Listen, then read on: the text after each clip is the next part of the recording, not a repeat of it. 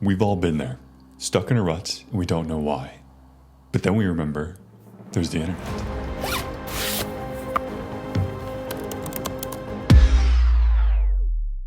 The internet's a big place. Finding the right resources is hard. I stopped using them altogether.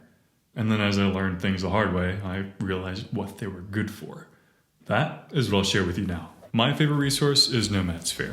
It is application-based, so you do have to be a current Nomad. What this means is it has the best community. It's simply a Slack channel where Nomads can talk with other Nomads. The best part about it is that since it's application-based, the amount of questions are at a minimum.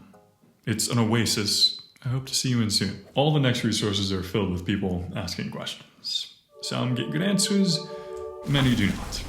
Here are my 3 rules for asking questions. 1, do some research beforehand and include that with the question. 2, tell us what the solution is and what you think the best route will be. And then 3, tell us why. Doing this shows that you care about the subject and you're going to care about the answers. With that knowledge, let's check out the resource where questions are most common.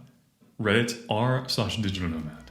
Think of this less as a community and more as a search bar. Once you're in the subreddit, you'll see this in the beginning.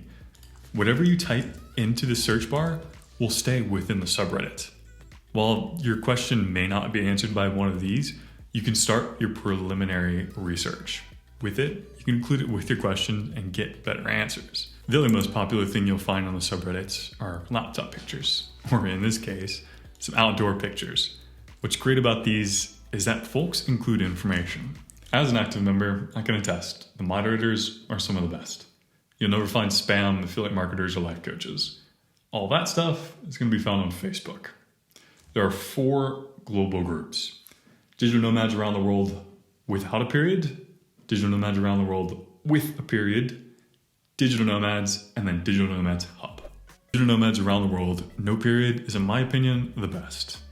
Not only are hyperlinks not allowed, so marketing isn't there, including any of the spam, but the owner, Dinesh, is one of the most active I've ever seen.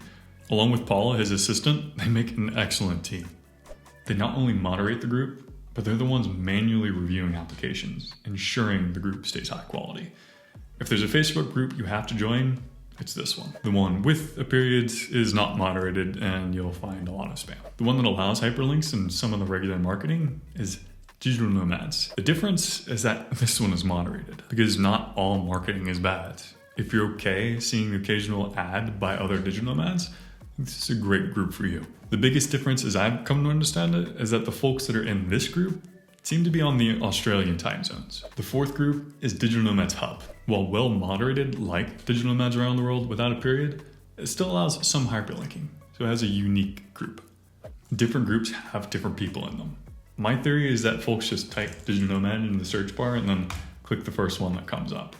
Should you join all 4? Why not? Let your feed get filled up with all the posts, find the ones that you don't like, go into the group, and then unfollow.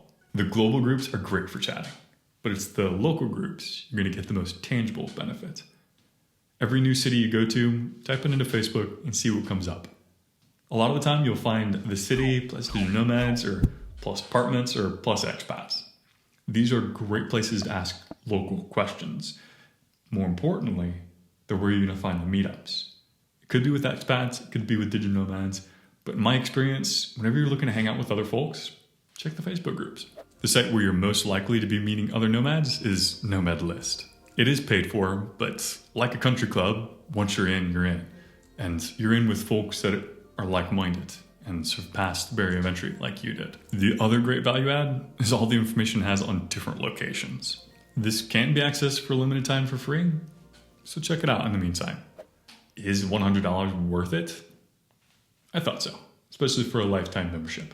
It is the most prominent resource for digital nomads, and it's only growing from here. The other major resource is coworker.com. I use Google Maps to find the co-working offices, and then when I need more information, I go into Coworker to actually get the good stuff. I hear so many digital nomads complain about lack of community.